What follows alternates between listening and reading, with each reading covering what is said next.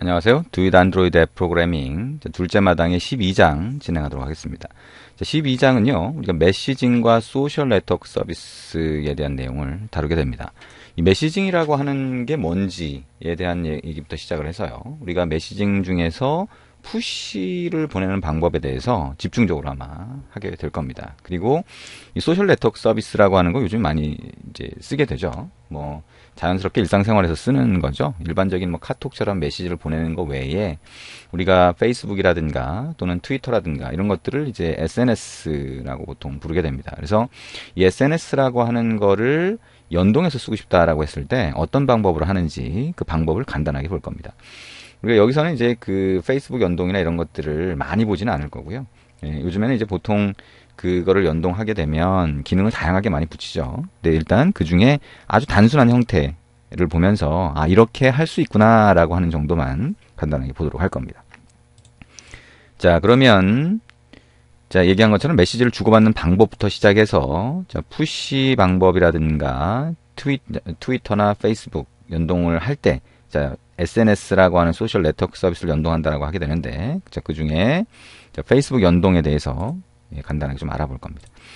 자, 메시징이라고 하는 게 뭘까요? 메시징이라고 하는 거는 메시지를 주고받는 걸 얘기를 합니다. 그럼 메시지는 뭘까요? 메시지는 우리가 뭐 우편물 같은 거, 편지죠? 편지 같은 거를 친구에게 보낸다.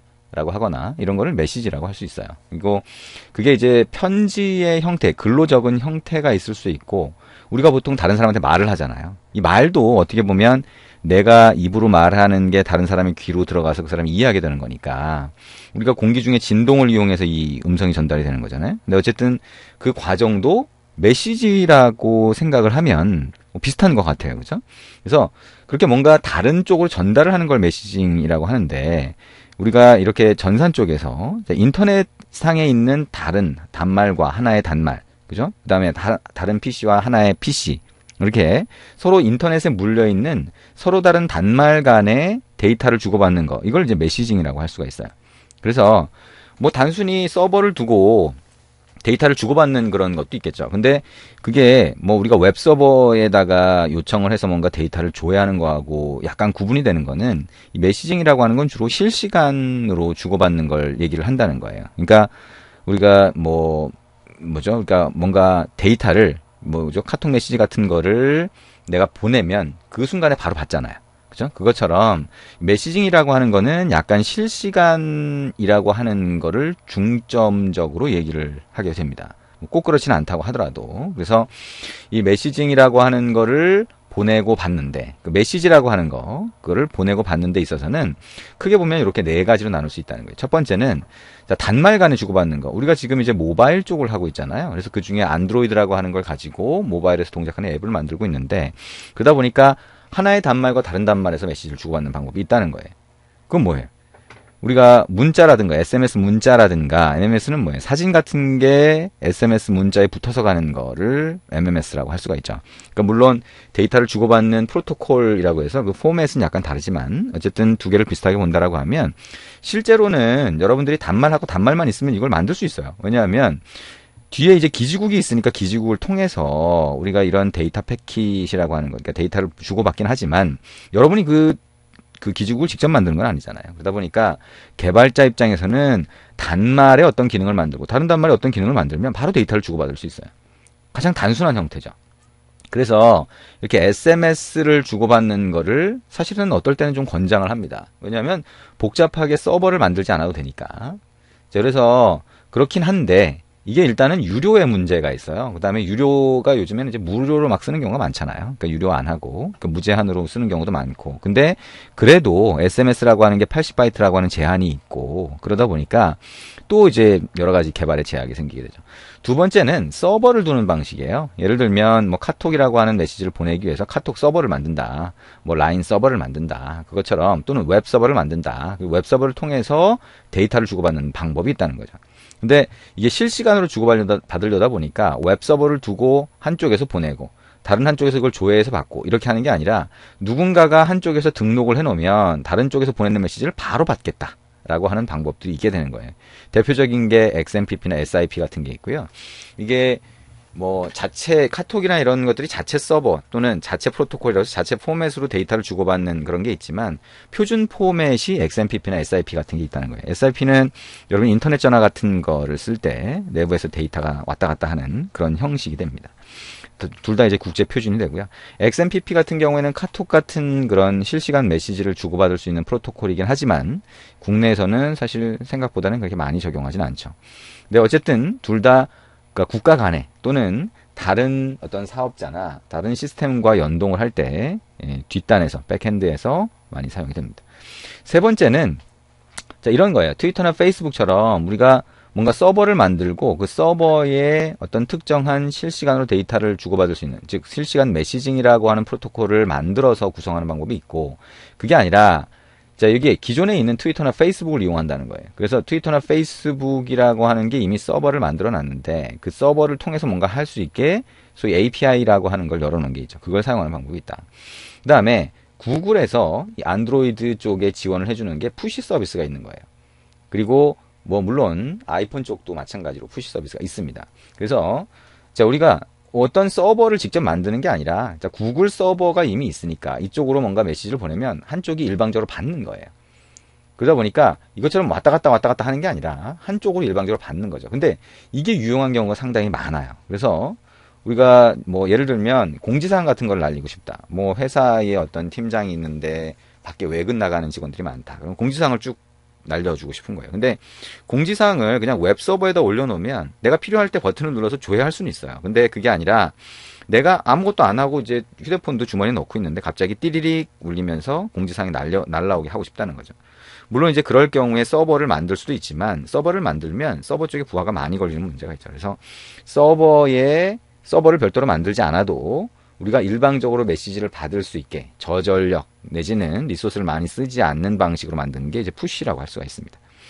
뭐 서론이 좀 길었네요. 근데 어쨌든 이 푸시라고 하는 거를 구글에서는 GCM이라고 하는 걸로 제공을 했었어요. 구글 클라우드 메시징이라고 해서. 근데 그 구글 클라우드 메시징이라고 하는 게 초기에 이제 상용으로 만들어지기 전에, 그러니까 사람들한테 일반적인 서비스를 하기 전에 C2DM이라고 하는 이름으로 만들어졌었어요. 그래서 C2DM이라고 하는 이름에서 다시 GCM으로 바뀌고요. 그 다음에 이 GCM이라고 하는 서비스를 좀 더 간단하게 붙일 수 있도록, 간단하게 사용할 수 있도록 라이브러리화하고, 그 다음에 기존에 이제 클라우드 서비스를 하던 그런 쪽으로 통합을 시킨 게 FCM이라고 하는 거예요. 그래서 구글에 지금 FCM이라고 하는 걸로 현재 푸시 서비스가 제공이 되고 있고요. 그래서 여러분 보면 이 푸시 서비스라고 하는 거는 구글의 FCM을 사용한다, 이렇게 일단 생각을 하면 됩니다. 그래서 이 FCM이라고 하는 게 내부적으로 어떻게 동작을 하냐, 이 구글이라고 하는 클라우드 서버 쪽으로 여러분의 단말은 항상 연결이 돼 있어요. 물론 이제 그 커넥션이라고 하는 연결이 계속 맺어져 있는 건 아니지만 어쨌든 이 여러분이 보면 플레이스토어라고 하는 앱이 설치된 단말들이 있죠. 웬만하면 다 설치가 돼 있을 거예요. 여러분이 실제 쓰고 있는 전화기로 쓰고 있다라고 하면 그 플레이스토어가 설치되어 있는데 이 플레이스토어가 내부적으로 구글 클라우드 서버하고 연결을 맺게 됩니다. 그래서 항상 유지하는 건 아니지만 어느 정도 그 배터리 소모량이나 이런 것들을 감안해서 자, 최적화시킨 연결 메커니즘이 있어요. 그리고 그걸 통해서 메시지를 주고받을 수가 있죠. 그러다 보니까 여러분이 별도의 서버를 두고 별도의 연결을 만들어서 데이터베이스를 주고받지 않더라도 연결이 이미 있다는 거예요. 그래서 그 연결을 이용해서 우리가 이 단말 쪽으로 메시지를 보낼 수 있게 해준 거예요. 근데 한 가지 이제 주의할 건 뭐냐면, 우리가 만약에 여러분이 단말기를 새로 하나 구입을 했어요. 그 다음에 이제 밖으로 갖고 나가서 영업사원이 이걸 쓴다는 거예요. 근데 아무나 이 사람한테 보내면 안 되잖아요. 그죠? 아무나 메시지를 보내니까 막 왔어요. 그러면 스팸 메시지가 엄청나게 날라오겠죠. 그죠? 그 다음에 광고성 메시지도 엄청나게 날라오겠죠. 그걸 바라지는 않는 거예요. 그러다 보니까 이 사람이 나는 이 사람한테만 허용하고 싶어라고 하는 어떤 그런 메커니즘이 필요하겠죠. 그죠? 그러니까 여기서 보면 만약에 영업팀장이 공지사항을 보낸다라고 했을 경우에 자, 여기에 어떤 특정한 PC에 앉아가지고 공지사항 날림 딱 누르니까 이렇게 전달이 되는 거죠. 근데 이 사람한테 메시지를 전달할 수 있게 허용을 하겠다라고 하는 걸 어떻게 할 것이냐라고 하는 게 문제가 돼요. 그래서 처음에 단말을 등록하는 과정을 거치게 됩니다. 자, 이 단말이 1번이라고 되어 있죠? 여기 구글 클라우드 서버에 단말을 등록하게 되면 등록 아이디라고 하는 걸 받을 수 있어요. 그러면 등록 아이디를 받으면 소위 이제 액세스 토큰 또는 토큰이라고도 부르는데요. 그 등록 아이디를 받으면 이 등록 아이디를 나한테 보낼 수 있도록 전달을 합니다. 무슨 얘기냐? 이 등록 아이디가 없으면 전송 자체를 못하게 돼 있어요. 전송하는 사람은 구글 클라우드 서버 쪽으로 요청을 해서 구글 클라우드 서버가 단말 쪽으로 보내도록 해야 되는데 구글 클라우드 서버가 등록 아이디를 원한다는 거죠. 그러다 보니까 이 사람은 등록 아이디라고 하는 걸 다른 사람한테 줬을 때는 나한테 메시지를 보내도 돼 라고 허락을 한 것과 마찬가지인 거예요. 물론 이 등록 아이디 같은 경우에는 이 단말의 환경이 바뀌거나 그러면 등록 아이디도 갱신이 됩니다. 그래서 그 갱신되기 전에 걸로 보내면 얘가 받을 수가 없겠죠. 그 다음에 등록 아이디를 이쪽에서 다른 데로 유출하면 다른 사람도 보낼 수가 있게 됩니다. 자, 물론 그게 뭐 이 앱하고도 관련이 있으니까 그렇게 쉽게 보낼 수는 없지만 어쨌든 자, 그런 메커니즘을 가진다라고 생각을 하시면 됩니다. 그래서 자, 단계를 한번 볼게요. 1번 단계는 단말 등록, 그럼 등록 아이디를 받겠죠? 등록 아이디를 보낼 수 있는 쪽으로 보내면 이쪽에서 그 등록 아이디를 관리하다가 자, 이게 2번 단계야.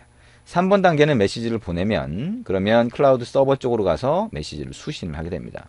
보내는 과정이 3번이고요. 메시지를 받는 과정이 4번이 됩니다. 그래서 단계를 크게 4단계로 나눌 수 있어요.